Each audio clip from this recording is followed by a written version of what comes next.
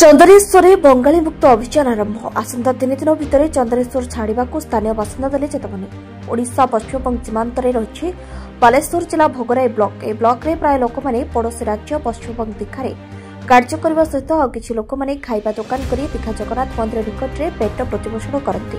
मात्र किछि दिन हेबो पश्चिमबंग दीघारे दुकान करुवा दोकानी माननकु सेठाकर प्रशासन और स्थानीय लोक माने तमे ओडिशा लोक और बिहारी कही उठी जाओ बोली कही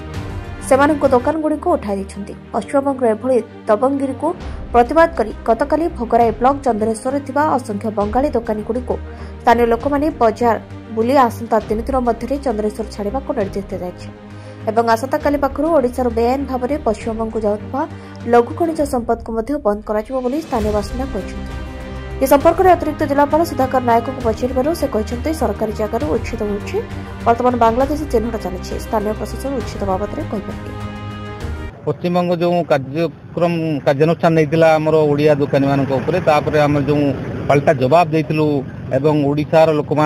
तरफ बहुत समर्थन मिलता प्रशासन भी आमर बहुत आमको सहयोग कर तो आज जो नेता माने उठे आम ओडिया दुकानी मानू से तरफ गोटे प्रस्ताव आसला गोटे बसिक